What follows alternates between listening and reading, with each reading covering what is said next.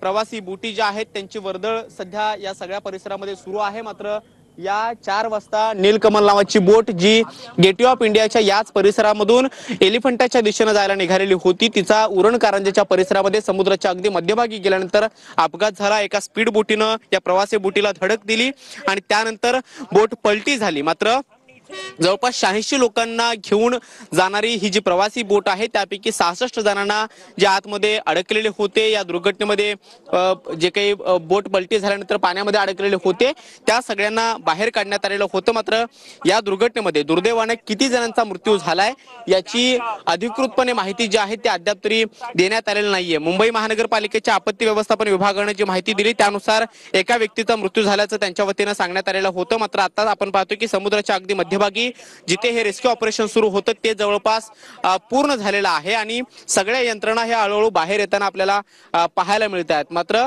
या दुर्दैवी घटनेमध्ये किती प्रवाशांचा मृत्यू झालाय याची अधिकृतपणे माहिती काय समोर येते हे पाहणं महत्त्वाचं असणार आहे। मात्र नीलकमल नावाच्या या बोटीचा अपघात झालेला होता आणि 86 प्रवाशांना घेऊन एलिफंटाच्या दिशेने जाणारी ही प्रवासी बोट जी होती ती समुद्राच्या अगदी मध्यभागी उलटलेली होती। त्यापैकी 66 जणांना सुखरूपपणे बाहेर काढण्यात आल्याचं सांगण्यात येत होतं। त्यामुळे या दुर्घटनेनंतर ज्या काही यंत्रणा रेस्क्यू ऑपरेशन करत होत्या त्यांची अधिकृतपणे माहिती काय येते हे पाहणं महत्त्वाचं असणार आहे। व्हिडिओ जर्नलिस्ट मोहन दुबे सोबत कृष्णा सोनारवाडकर, TV9 मराठी, मुंबई। चला खाली जाऊया खाली।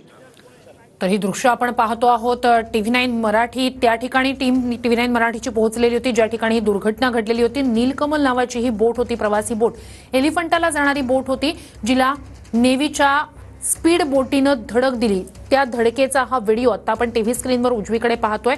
ज्या ठिकाणी ही बोट दुर्घटना घडली त्या उरण कारंजा परिसरात शेकापचे नेते जयंत पाटील यांनी बोटीतून जात पाहणी केलेली आहे। त्यांच्यासोबत आमची टीम होती। रेस्क्यू ऑपरेशन आता पूर्ण झाल्याची माहिती यंत्रणांकडून देण्यात आलेली आहे। 66 जणांना रेस्क्यू करण्यात आलेलं आहे। 3 प्रवाशांचा यात दुर्दैवी मृत्यू झाल्याची माहिती आहे। मात्र त्याबाबत अधिकृतपणे कुठल्याही यंत्रणेकडून स्पष्ट करण्यात आलेले नाहीये। 7 ते 8 प्रवासी बेपत्ता असल्याची माहिती मात्र मुख्यमंत्री फडणवीसांनी दिली आहे। तर या संपूर्ण प्रकरणी, या संपूर्ण दुर्घटनेची गंभीर दखल मुख्यमंत्री फडणवीसांकडून घेण्यात आली आहे।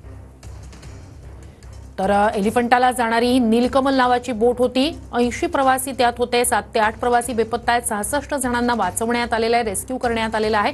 मात्र ज्या वेळेला नौदलाच्या स्पीड बोटीनं या प्रवासी बोटीला धडक दिली त्यावेळेसचा हा व्हिडिओ आपण टीव्ही स्क्रीनवर उजवीकडे पाहतोय।